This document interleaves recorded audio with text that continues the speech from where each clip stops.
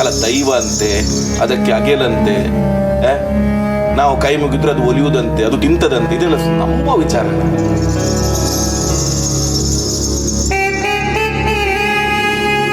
ಅಂದ್ರೆ ಈಗ ನಿಮ್ಮ ಲೆಕ್ಕದಲ್ಲಿ ನನ್ನ ಟಾರ್ಚ್ಗೆ ಸಹ ಬೆಳಕು ಕೊಡುದು ನಿಮ್ಮ ದೈವನ ಅಂತಲ್ಲ?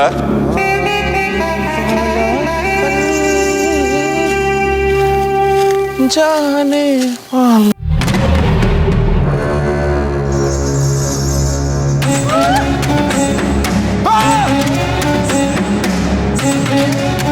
ಕಾರಲ್ಲಿ ಯಾರದಿದ್ದೀರಾ? ಇಂಥ ಮಗ ಬೇಗ ಹೋಗಿ ಮನೆ ಸೇರ್ಕೋಬಾರ್ದ?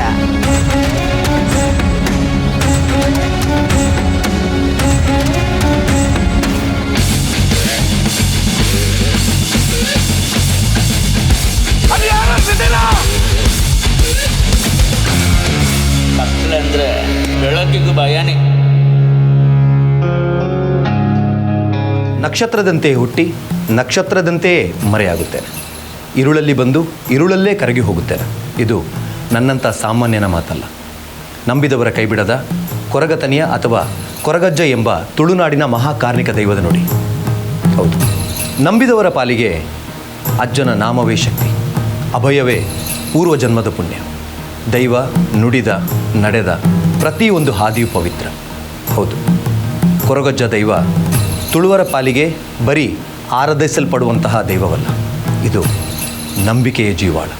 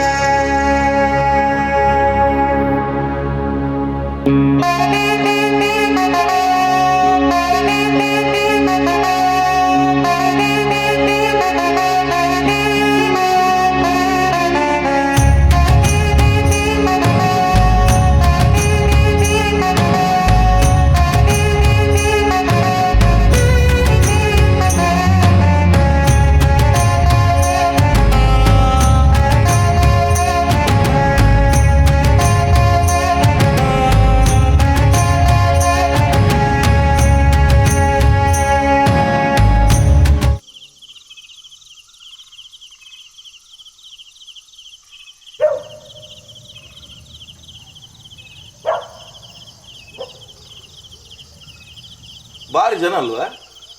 ಕೋಲಕ್ಕೆ ಜನ ಆಗಿದ್ದು ನೋಡಿದ್ದೇನೆ, ಅಗೇಲಿಗೆ ಇಷ್ಟು ಜನ ಆಗಿದ್ದು ಇದೇ ಮೊದಲು ನೋಡಿದ್ದು ನಾನು. ನನ್ನ ಪ್ರಕಾರ ಅವರಿಗೆ ಅಜ್ಜ ಸಂಪೂರ್ಣ ಒಲಿದಿದ್ದಾನೆ. ಶಿವಪ್ಪಣ್ಣ, ನಾನು ನಿಮಗೆ ಮೊನ್ನೆಯಿಂದ ಎಂತ ಹೇಳೋದು, 2-3 ವರ್ಷದಲ್ಲಿ ಅಭಿವೃದ್ಧಿ ಆಗುದು ಅಂದರೆ ಹೇಗೆ? ಹೌದಪ್ಪ, ಭಕ್ತಿ ಇದ್ದರೆ ಎಲ್ಲವೂ ಸಾಧ್ಯ. ಅಂದ್ರೆ ಈಗ ನಿಮ್ಮ ಲೆಕ್ಕದಲ್ಲಿ ದೈವ ಬಲ ಇದ್ರೆ ಹಣ ಆಗ್ತದಂತಾನೆ? ಹಾಗಿದ್ರೆ ಊರಲ್ಲಿ ಎಲ್ಲ ಒಂದೊಂದು ಕಲ್ಲು ಜನರು ಅಲ್ಲಲ್ಲಿ ಪೂಜೆ ಮಾಡ್ತಿದ್ರು. ಎಂಥದ ರವಿ ಅಷ್ಟು ಸಸಾರ ಮಾಡೋದು? ನೀನು ಮತ್ತೆ ಚಂದದ ಅಂಗಿ ಲುಂಗಿ ಎಲ್ಲ ಉಟ್ಕೊಂಡು ಬಂದಿದ್ದಿ, ಹಣೆಗೆ ಪ್ರಸಾದ ಹಚ್ಚಿಕೊಂಡಿದ್ದಿ ಮಾರೆ. ಸತ್ಯ ಹೇಳ್ತೇನಣ್ಣ, ನನಗೆ ಈ ದೈವದ ವಿಚಾರದಲ್ಲಿ ನಂಬಿಕೆನೇ ಇಲ್ಲ. ಅಲ್ಲ ದೈವ ಅಂತೆ, ಅದಕ್ಕೆ ಅಗೆಲಂತೆ, ನಾವು ಕೈ ಮುಗಿದ್ರೆ ಅದು ಒಲಿಯುವುದಂತೆ, ಅದು ತಿಂತದಂತೆ, ಇದೆಲ್ಲ ನಂಬೋ ವಿಚಾರನ? ಮನೆಯಲ್ಲಿ ಹೆಂಡತಿ ಮೊನ್ನೆಯಿಂದ ಕಿರಿಕಿರಿ ಮಾಡ್ತಿದ್ದಾಳೆ, ಹೋಗಿ ಹೋಗಿ ಹೋಗಿ ಹೋಗಿ ಅಂತ. ಅದಕ್ಕೆ ಅವಳಿಗೆ ಬೇಜಾರಾಗಬಾರ್ದಂತ ಎದ್ದು ಬಂದದ್ದು ನಾನು.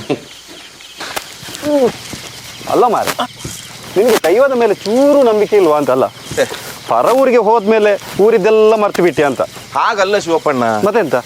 ಈಗ ನಾನು ಚಿಕ್ಕ ವಯಸ್ಸಲ್ಲಿ ಬೊಂಬೈಗೆ ಹೋಗಿದ್ದೀನಿ. ಅಲ್ಲಿಗೆ ಹೋಗಿ ಇಷ್ಟು ಕಷ್ಟಪಟ್ಟು ಸಂಪಾದನೆ ಎಲ್ಲ ಮಾಡಿ ಈಗ ದೈವದ ಬಲದಿಂದ ನಾನು ಸಂಪಾದನೆ ಮಾಡಿದೆ ಅಂದರೆ ನಾನು ನಂಬ್ತೇನೆ. ದೈವ ಅಂತ ನಾನು ಹಿಂದೆ ಅಲ್ಲಿಗೆ ಬಂದಿದ್ದೆ. ನೋಡು, ಈ ಸೂಟೆಯಲ್ಲಿ ಬೆಳಕು ಬರಬೇಕಾದ್ರೆ ಅದಕ್ಕೆ ಒಂದು ಶಕ್ತಿ ಬೇಕು. ದೈವದ ಪ್ರೇರಣೆ ಇಲ್ಲದೆ ನಾವೆಲ್ಲ ಬದುಕಲಿಕ್ಕೆ ಆಗ್ತದ ಮಾರಾಯ? ಅಂದ್ರೆ ಈಗ ನಿಮ್ಮ ಲೆಕ್ಕದಲ್ಲಿ ನನ್ನ ಟಾರ್ಚ್ಗೆ ಸಹ ಬೆಳಕು ಕೊಡೋದು ನಿಮ್ಮ ದೈವನ ಅಂತಲ್ಲ? ರವೀಣ್ಣ, ಹೀಗೆಲ್ಲ ಮಾತಾಡಲಿಕ್ಕೆ ಹೇಗೆ ಮನಸ್ಸು ಬರುತ್ತೆ ಮಾರೆ? ಬಯಸ್ಸು ಆಗುದಿಲ್ಲ ಎಂತಕ್ಕೆ ನೋಡಿ, ಈ ದೈವದ ಬಗ್ಗೆ ಹೀಗೆಲ್ಲ ಮಾತಾಡ್ಬೇಕಾಯ್ತಾ? ನೀವೆಂತಕ್ಕೆ ಅದಕ್ಕೆ ಬೆಚ್ಚಾಗುದು ಎಂತಕ್ಕೆ? ನಾನು ಹೇಳಿದ್ರಲ್ಲಿ ತಪ್ಪುಂಟಾ? ಹಿಂದಿನ ಕಾಲದಲ್ಲಿ ಈ ಕಸುಬಿಲ್ಲದೆ ಇದನ್ನೆಲ್ಲ ಮಾಡಿದ್ದು. ಸರಿ, ನಾವು ನಾಳೆ ಕರಿಂಜಲ್ಲಿ ಸಿಗುವ 12 ಗಂಟೆಗೆ. ಎಲ್ಲಿ? ನಾಳೆ ನಾನು 10 ಗಂಟೆಗೆ ಹೊರಡುದಲ್ಲ. ಹೌದಾ? 10 ಗಂಟೆಗೆ ಹೊರಡುದು ನಾನು. ಫೋನ್ ಮಾಡ್ತೀನಿ. ಆಯ್ತು. ಅಲ್ಲ ಸರಿ. ಏ ರವಿ, ಆ ಕಾಡು ದಾರಿಯಲ್ಲಿ ಹೇಗೆ ಹೋಗ್ತೀವಿ ಮಾರೆ ಒಬ್ಬನೇ? ಅದು ಜಾಗ ಕೂಡ ಸರಿ ಇಲ್ಲ, ಗಡ್ಬಡ್ ಜಾಗ. ಶಿವಪ್ಪಣ್ಣ ನಂಗಿದು ಹೊಸತ್ತ ಜಾಗ. ಚಿಕ್ಕ ವಯಸ್ಸಿನ ನಾನು ಇದೇ ಜಾಗದಲ್ಲಿ ಹೋಗ್ತಾ ಬರ್ತಾ ಇದ್ದೆ. ನೀವೊಬ್ರು ಬರ್ತೀನಿ. ಸೂಟ ಬೇಕಾ? ಊಟಕ್ಕೆ ದೈವದ್ದು ಟಾರ್ಚ್ ಉಂಟಲ್ಲ. ನಿನ್ಗೊಂದು ಯಾರು ಹೇಳುದು ಮಾರೆ. ಜಾಗ್ರತೆನು. ಆಯ್ತಾಯ್ತು ಬರ್ತೀನಿ, ಕಾಲ್ ಮಾಡ್ತೀನಿ. ಆಯ್ತಾಯ್ತು. ಅಯ್ಯಮ್ಮ ದೇವಾ. ಆನೆ ವಾಲಾ ಪಲ್ ಜಾನೆ.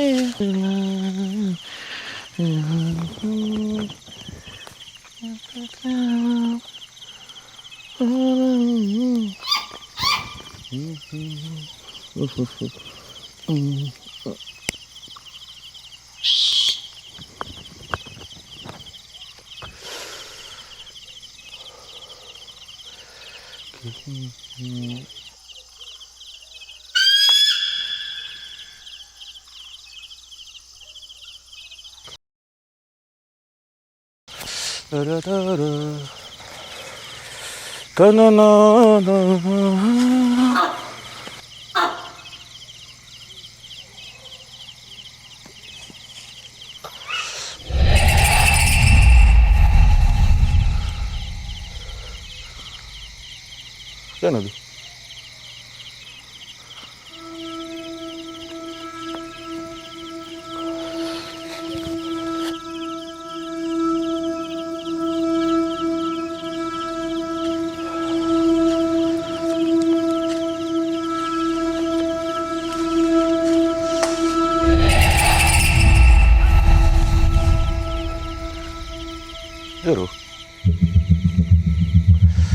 ಯಾರು ಯಾರದು?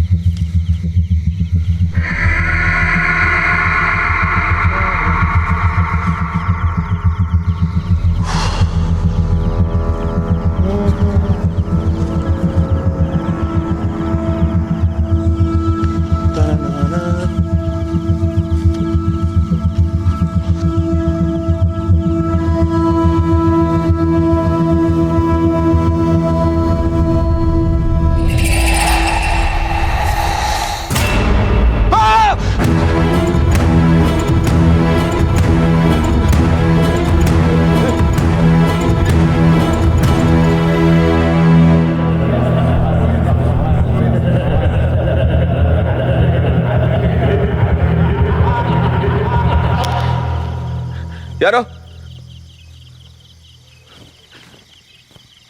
ಯಾರು ಮಾತಾಡ್ತಾ ಇದ್ದೀರಿ? ಯಾರು? ತುಂಬ ಜನ ಮಾತಾಡ್ತಿದ್ರು.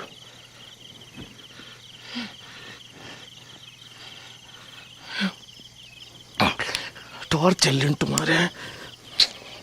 ಟಾರ್ಚ್ ಎಲ್ಲಿ ಹುಡುಕುದು ಈ ಕಾಡಲ್ಲಿ? ಯಾರ್ದಿದ್ದೀರಾ ಕಾಡಲ್ಲಿ? ಯಾರ್ದಿದ್ದೀರಾ?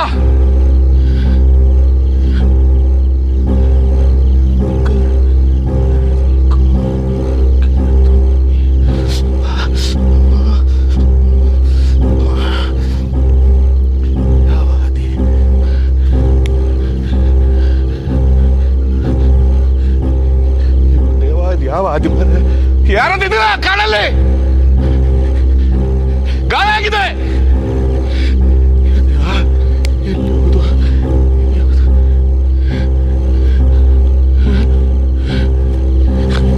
ಎಲ್ಲಿ ಬಂದದ್ದು ನಾನು?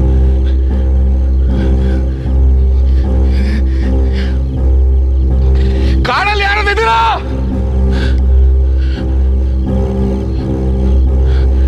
ಶಿವಪ್ಪ, ಓ ಶಿವಪ್ಪಣ್ಣ,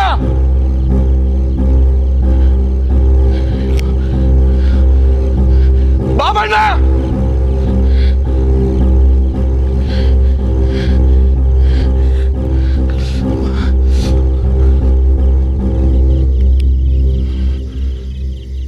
ಈ ಕಾಡಲ್ಲಿ ಬೆಳಕಂತ ಉಂಟು. ಇದಾರೆ ಯಾರಾದ್ರು? ಅಲ್ಲಿ ಯಾರಾದ್ರು ಇದ್ದೀರಾ?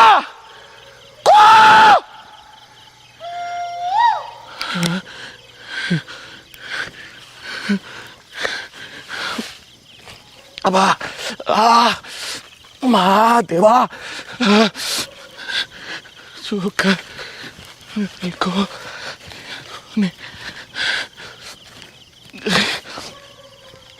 ಅಬ್ಬಾ.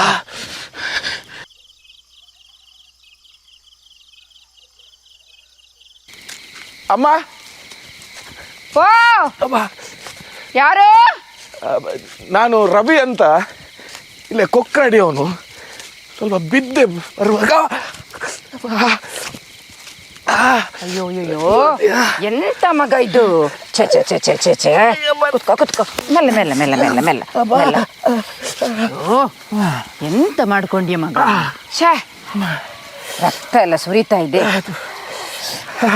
ಇರು. ಛೇ,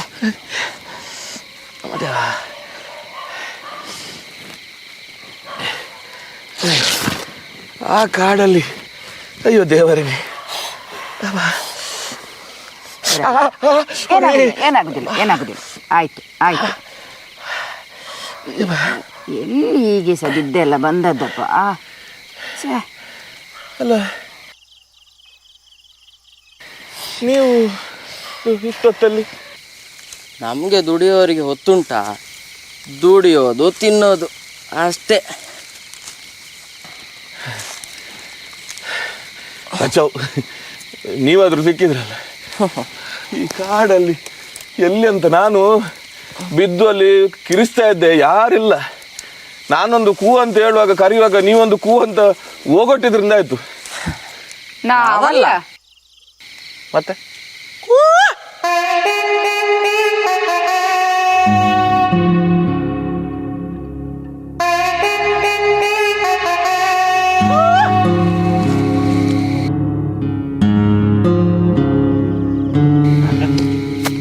ಎಂತ ಭಯ ಆಯ್ತಾ?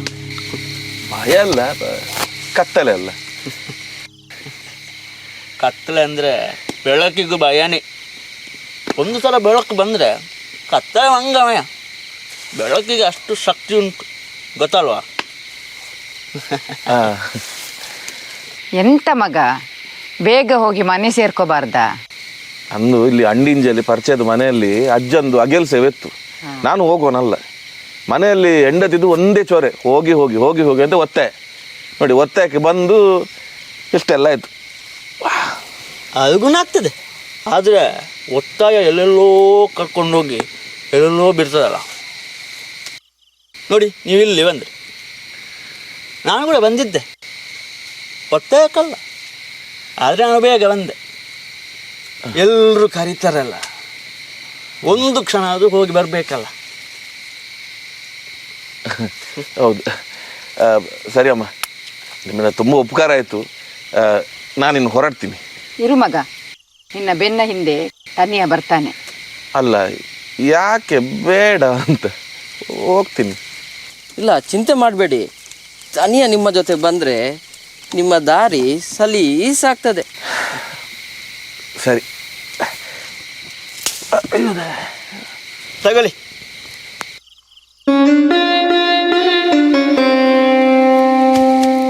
ಇದು ಅಷ್ಟು ಸುಲಭಕ್ಕೆ ಮುಗಿಯುವುದಿಲ್ಲ.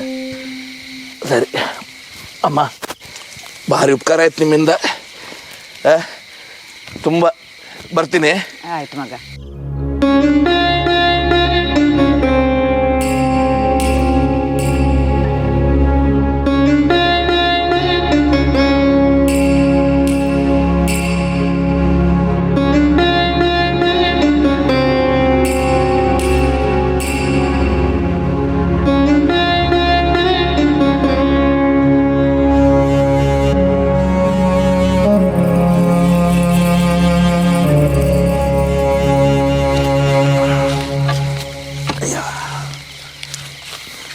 ಏನು ತುಂಬ ಯೋಚನೆ ಮಾಡ್ತಿದ್ದೀರಿ? ಏನಾಯಿತು? ನಂಗೆ ಒಂದು ಅರ್ಥ ಆಗ್ತಿಲ್ಲ. ಚಿಕ್ಕ ವಯಸ್ಸಿನ ನಡೀತಾ ಬರ್ತಿದ್ದ ಹಾದಿ ಇವತ್ತು ಅದು ಹೇಗೆ ತಪ್ಪಾಯ್ತು ಅಂತಲೇ ಗೊತ್ತಾಗ್ತಿಲ್ಲ. ಕೆಲವೊಂದು ಸಲ ದಾರಿ ತಪ್ಪುತ್ತೆ. ನಾವು ಅಂದ್ಕೊಂಡಿರ್ತೀವಿ ನಾವು ನಡೆಯೋ ದಾರಿಯೇ ಸರಿ ಇರುತ್ತೆ ಅಂತ.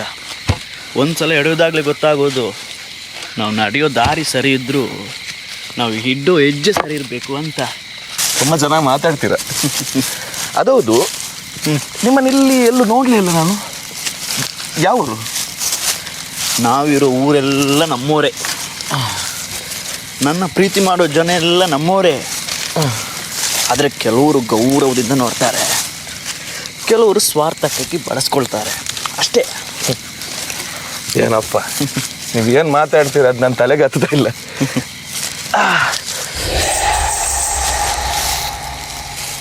ಎಂತ ಭಯ ಆಯ್ತಾ? ಇಲ್ಲ, ಆದರೆ ಆಗ ಕೂಡ ಇದೇ ರೀತಿ ಶಬ್ದ ಆಯಿತು, ಹಿಂದ್ಗಡೆಯಿಂದ ಜೋರಾಗಿ ಶಬ್ದ ಬಂತು. ಆಗ ಭಯ ಆಗಿರ್ಬೇಕಲ್ಲ. ಹೌದು. ನಾವು ಒಬ್ಬಂಟಿಯಾಗಿರುವಾಗ ತುಂಬ ಭಯ ಆಗುತ್ತೆ. ಆದರೆ ಯಾರಾದರೂ ಜೊತೆಗೆ ನಿಂತರೆ ಅದು ಎಲ್ಲಿದ್ದೀರಾ? ನಾ ಇಲ್ಲಿದ್ದೇನೆ. ಎಂತ ಮಾರ ನೀವು, ಮೊದಲೇ ಇಲ್ಲಿ ಎದುರಿದ್ದೀನಿ, ಪುನಃ ನೀವು ಎದುರ್ತಾ ಇದ್ದೀರಾ?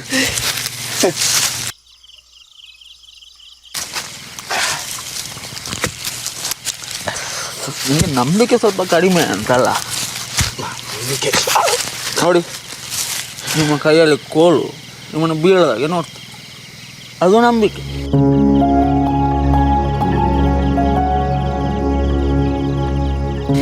ನಮ್ಮ ಬಾಲ್ಯದಲ್ಲಿ ನಮ್ಮನ್ನು ತಾಯಿ ಕಾಪಾಡ್ತಾಳೆ ಅನ್ನೋ ನಂಬಿಕೆ, ನಮ್ಮ ಯೌವನದಲ್ಲಿ ನಮ್ಮ ಸಂಗಾತಿ ಜೊತೆ ಆಗಿರ್ತಾಳೆ ಅನ್ನೋ ನಂಬಿಕೆ, ನಮ್ಮ ಕೊನೆ ಕಾಲದಲ್ಲಿ ನಮ್ಮನ್ನು ಮಕ್ಕಳು ಕಾಪಾಡ್ತಾರೆ ಅನ್ನೋ ನಂಬಿಕೆ.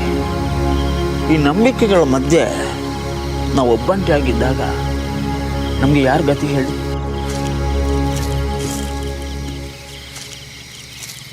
ದೇವರೇ ಗತಿ. ನೋಡಿ ನೋಡಿ, ನಿಮ್ಮ ಬಾಯಲ್ಲಿ ದೇವರು ಬಂದರು, ಅದೇ ನಂಬಿಕೆ.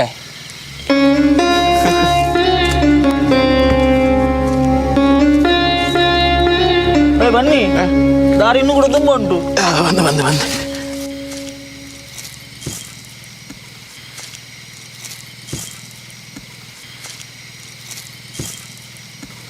ಮಾತಾಡ್ತಾ ಬಂದಿದ್ದೆ ಗೊತ್ತಾಗಿಲ್ಲ.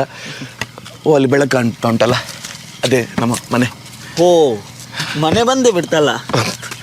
ಮುಂದೊಂದ್ಸಲ ಸಿಕ್ಕಿದಾಗ ಮನೆಗೆ ಕರಿತೀರಲ್ಲ. ಎಂತ ಮಾತಾಡ್ತಿದ್ದೀರಿ ನೀವು? ಬರೀ ಮನೆಗೆ ಬರೋದಲ್ಲ, ಎಲ್ಲರೂ ಮನೆಯವ್ರ ಜೊತೆ ಬಂದು ಊಟ ಮಾಡಿ ಹೋಗ್ಬೇಕು. ಮನೆಗೆ ಕರಿತೀರಿ, ನಿಮ್ಮ ಮನಸ್ಸಲ್ಲೊಂದು ಜಾಗ ಸಿಗ್ಬೋದಾ? ನಿಮ್ಮನ್ನು ನಾನು ಈ ಜೀವಮಾನದಲ್ಲಿ ಮರಿಲಿಕ್ಕಿಲ್ಲ. ನಾನು ಇವತ್ತು ಮನೆಗೆ ವಾಪಸ್ ಬರ್ತೀನಿ ಅಂತಲೇ ನಂಬಿಕೆ ಇರಲಿಲ್ಲ. ಬನ್ನಿ, ನೀವು ನಂಬಿ, ನಾನು ಬರ್ತೇನೆ. ಬನ್ನಿ.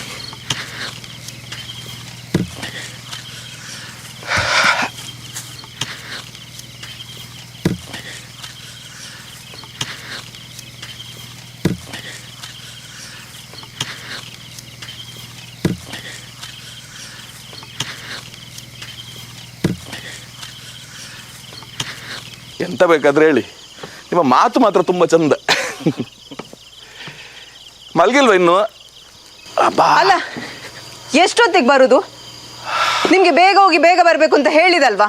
ಬೇಗ ಹೊರಟಿದ್ನ, ಅಲ್ಲಿಂದ ಬರುವಾಗ ಎಂತ ಕುಡ್ದಿದ್ದೀರಾ? ಎಂತ ಕುಡ್ದಿದ್ದು? ಅದೆಂತ ಗಾಯ? ಎಂತೆಲ್ಲ, ಅಲ್ಲಿ ಕಾಡಲ್ಲಿ ಬರುವಾಗ ಸ್ವಲ್ಪ ಬಿದ್ದೆ, ಏನಾಗಿಲ್ಲ. ಅದಿರ್ಲಿ, ನೀವಲ್ಲಿ ನಡ್ಕೊಂಡು ಬರುವಾಗ ಯಾರ ಹತ್ರ ಹುಚ್ಚರಾಗಿ ಮಾತಾಡ್ಕೊಂಡು ಬರ್ತಾ ಇದ್ದದ್ದು? ಯಾರು ಒಬ್ರು? ಇವ್ರಿಲ್ವಾ?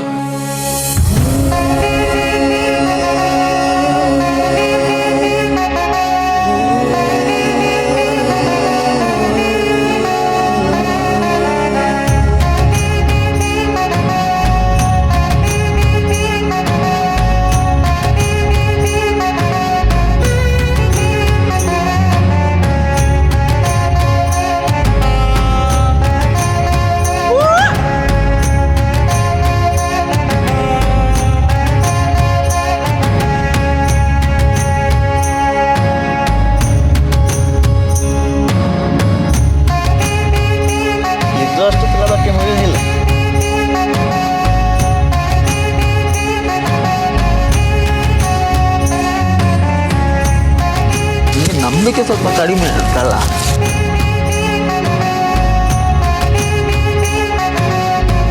ಒಂದ್ಸಲ ಎಳೆಯೋದಾಗಲೇ ಗೊತ್ತಾಗೋದು ನಾವು ನಡೆಯೋ ದಾರಿ ಸರಿ ಇದ್ದರೂ ನಾವು ಹಿಡ್ಡೋ ಹೆಜ್ಜೆ ಸರಿ ಇರಬೇಕು ಅಂತ. ತನಿಯ ನಿಮ್ಮ ಜೊತೆ ಬಂದರೆ ನಿಮ್ಮ ದಾರಿ ಸಲೀಸಾಗ್ತದೆ. ಇರು ಮಗ, ನಿನ್ನ ಬೆನ್ನ ಹಿಂದೆ ತನಿಯ ಬರ್ತಾನೆ. ಒಂದು ಸಲ ಬೆಳಕು ಬಂದರೆ ಕದ್ದಾಯ ಅಂಗಮಯ. ಬೆಳಕಿಗೆ ಅಷ್ಟು ಶಕ್ತಿ ಉಂಟು.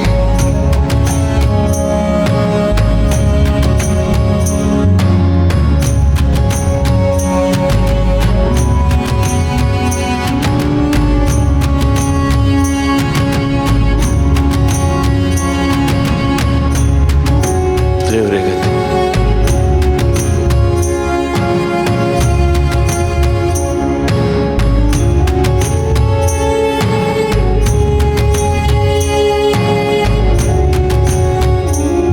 ಇದು ಅಷ್ಟಕ್ಕೆಲ್ಲ ಬಾಕಿ ಮುಗಿದಿಲ್ಲ. ವ್ಯಕ್ತಿಯೊಬ್ಬನಿಗೆ ಸತ್ಯದ ಪ್ರತ್ಯಕ್ಷ ದರ್ಶನವಾದಾಗ ತನ್ನ ಒಳಗನ್ನು ತೆರೆಯುತ್ತದೆ ಎನ್ನುವುದಕ್ಕೆ ಈ ದೃಷ್ಟಾಂತವೇ ಸಾಕ್ಷಿಯಾಗಿದೆ. ಕಲ್ಮಶವಿಲ್ಲದ ಭಕ್ತಿ, ಆಡಂಬರವಿಲ್ಲದ ಆರಾಧನೆ ಇವಿಷ್ಟಿದ್ದರೆ ಸಾಕು, ಅಜ್ಜ ಸಂತೃಪ್ತಿಗೊಳ್ಳುತ್ತಾನೆ. ನಾಸ್ತಿಕನಾಗಿದ್ದ ರವಿ ಕೊರಗಜ್ಜನ ಕಾರ್ಣಿಕವನ್ನು ಕಂಡ ನಂತರ ಆಸ್ತಿಕನಾದ. ತನ್ನ ಮನೆ ಹಾಗೂ ಮನದಲ್ಲಿ ಅಜ್ಜನಿಗೆ ಸ್ಥಾನವನ್ನು ಕೊಟ್ಟ.